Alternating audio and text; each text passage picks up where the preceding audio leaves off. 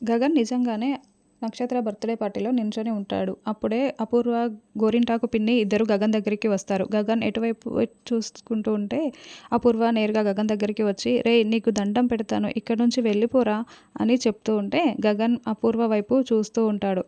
"అమ్మాయి, అబ్బాయ్ ఒరేయ్ తురేయ్ అంటే కుదరదు. మర్యాదగా కలిపి మాట్లాడు" అని గోరింటాకు పిన్ని సలహా ఇస్తూ ఉంటుంది. అలాగేనని అంటూ గగన్ గారు మా బావ చూడకుండా ఇక్కడి నుంచి వెళ్ళిపోండి అని అపూర్వ చెప్తుంది.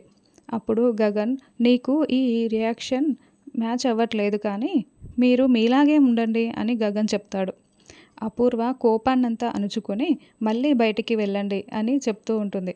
"వెళ్ళను. పార్టీ అయ్యాకే వెళ్తాను" అని గగన్ తేల్చి చెప్పేస్తాడు. వేరే వాళ్ళతో మాట్లాడుతున్న శరశ్చంద్ర వెంటనే అపూర్వ, గగన్ మాట్లాడుకోవటం చూసి "రేయ్ గగన్" అని ఒక్క కేక గట్టిగా పెట్టడంతో భూమి, కృష్ణప్రసాద్ అందరూ కూడా అక్కడికి వచ్చేస్తారు. శరత్చంద్ర గగన్ దగ్గరికి వచ్చి పిడికిళ్ళు బిగించి చాలా కోపంగా "ఎంత ధైర్యం ఉంటే నా ఇంట్లోకే అడుగు పెడతావురా" అని శరశ్చంద్ర నిలదీస్తూ ఉంటే భూమి, కృష్ణప్రసాద్ టెన్షన్ పడుతూ చూస్తూ ఉంటారు. అప్పుడే నక్షత్ర బర్త్‌డే పార్టీలో అడుగు పెట్టడానికి మెట్లు దిగి వస్తూ ఉంటుంది. "ఎవరు పిలిచారని వచ్చావురా" అని శరశ్చంద్ర నిలదీస్తూ ఉంటే గగన్ అక్కడికి వచ్చి నిలబడిన నక్షత్ర వైపు చూస్తూ ఉంటాడు.